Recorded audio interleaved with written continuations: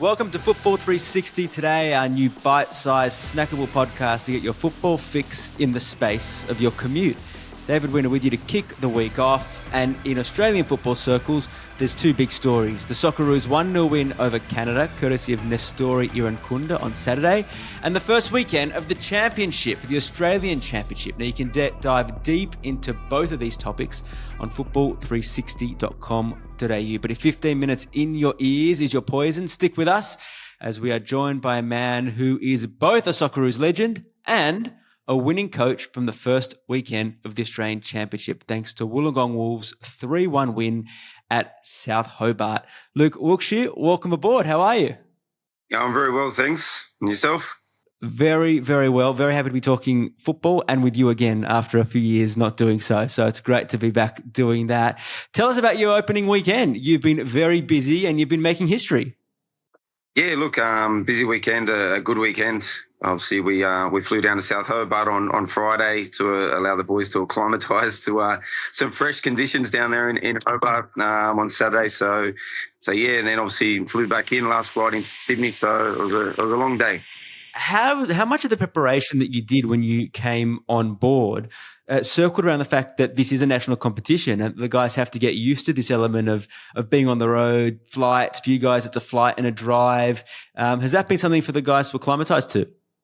Yeah, for sure. It's something new. Look, some of the players have been around that environment before, but there's a lot of them the first time they've had a road trip, which is why we changed. We were originally meant to fly on the Saturday, but I wanted to change it and get down a little bit earlier to allow them to settle in and get that preparation right. Obviously, being the first week is an important match for us, which we knew we needed to try and get those 3 points.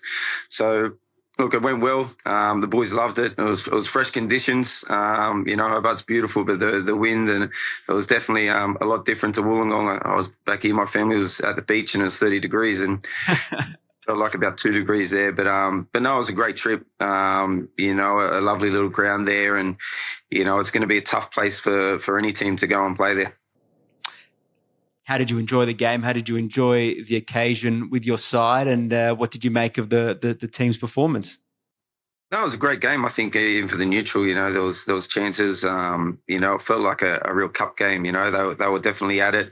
There was a lot to like about our performance. I would have liked us to have scored a third goal a lot quicker than the back end of the game. But look, it was a good game. Like I said, some of my new boys have just come in, so they're still getting rhythm together. So all in all, I was really pleased with the performance and obviously the result. Now, are we going to see a better goal than Kazuya Yamamura's from halfway? Have we seen the goal of the Australian Championship already after one day?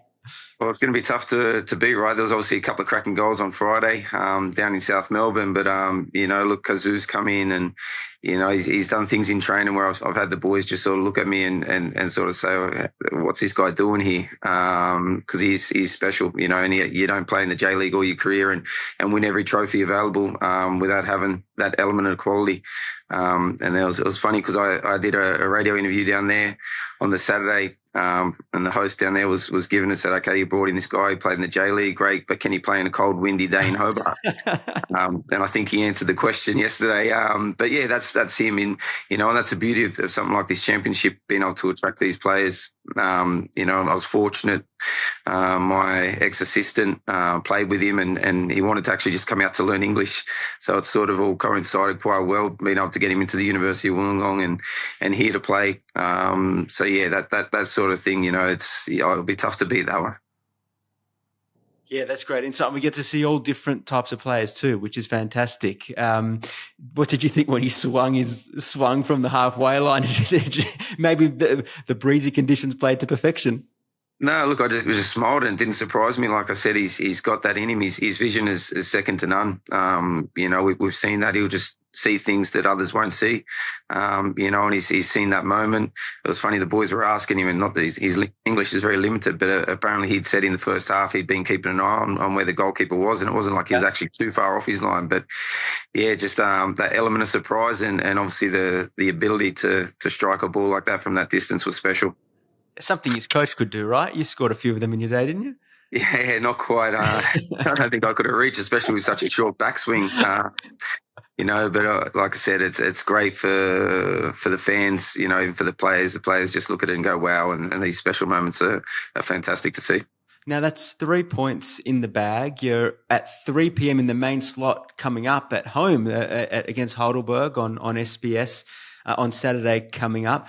Tell me, Luke, what does it mean for yourself to be coaching in this competition? And then what it will mean for the region to have the Wolves on the national stage at home in a prime time slot on the weekend? Yeah, look, it's massive. I said about this championship. I think for all these clubs to get that limelight again, to be back on the national stage, in Wollongong, football's played and loved and has been always here. And it's great for the club and the region to be back on the national stage. Obviously, getting this first home game, the away game, getting the 3 points, Heidelberg winning, now bringing it here makes it even bigger.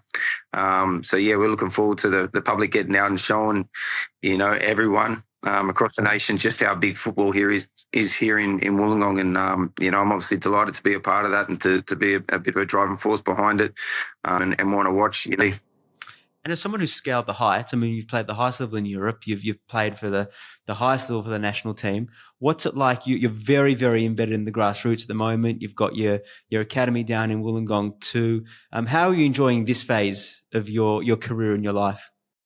Yeah, look, I'm loving it. My kids are in the academy too, and like I said, I wasn't planning on going back into senior coaching. It's a bit like a player. You're a bit selfish when you're doing these sorts of things. A lot of time away from the family, and so I'd sort of promised my wife I was going to focus on the kids and not be that selfish. But then when this opportunity arose, I couldn't help myself. So yeah, it's great to be doing both and helping to manage both. But obviously, being able to do that, obviously, I need the support of my wife and my family, which I have, fortunately.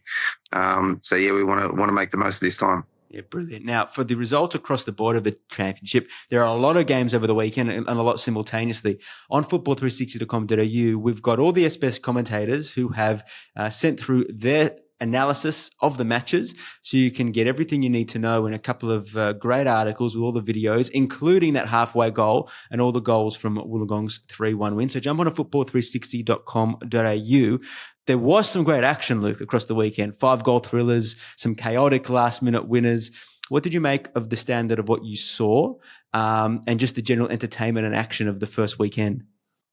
Yeah, well, I think it was a great first weekend. Like I say, there's some great fixtures there. Obviously, kicking off down in South Melbourne. So again, there's some amazing goals as well. And that's what you want to see. You want the fans to be entertained. And I think across the weekend that you could say that they have been. And we're hoping we've seen some great crowds, and we're hoping they're only going to get bigger. The football's only going to get better, and some of these, mouth-watering clashes coming up. Like I said, these historic clubs now back on the national stage, and an opportunity for the clubs and for the supporter base to come out and show just how big and how much it means to them, which is fantastic. Like I said, we going into this weekend, we're hoping for a big crowd as well. So to see some of the quality of football, we know the level. Seeing Bruno Fornaroli back playing and scoring goals like he does, was probably no surprise. But there's definitely some talent there. Even I was pleasantly surprised with the quality of South Hobart. And you look at the Tasmanian players and players down there that aren't in the limelight or get that opportunity. So having this championship is fantastic for them.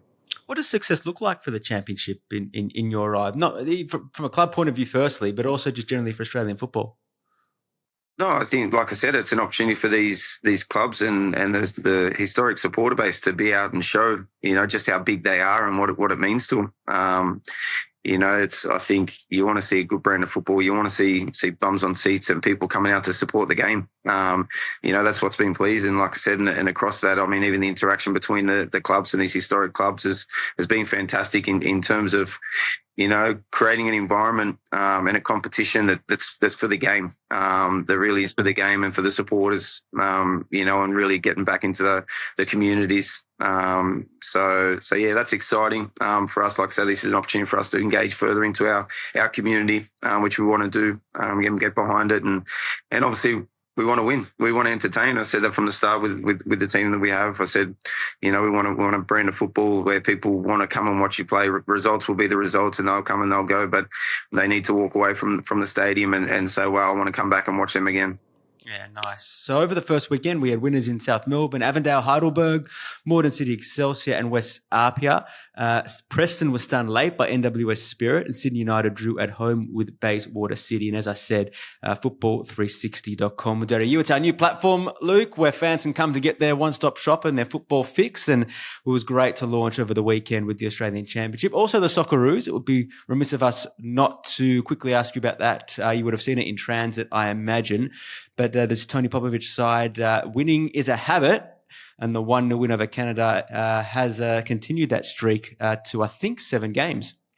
Yeah, look, results speak for itself, right? There's no hiding from that, and and I think everyone's seen the style and the way of which we play, which is probably polar opposite to what I was just talking about in terms of trying to entertain fans and but look, they're well structured, defensively superb. Izzo's come in and done a great job keeping Matty Ryan out of the team. We know Matty's an absolute legend, but he's come in and looked really good in goal.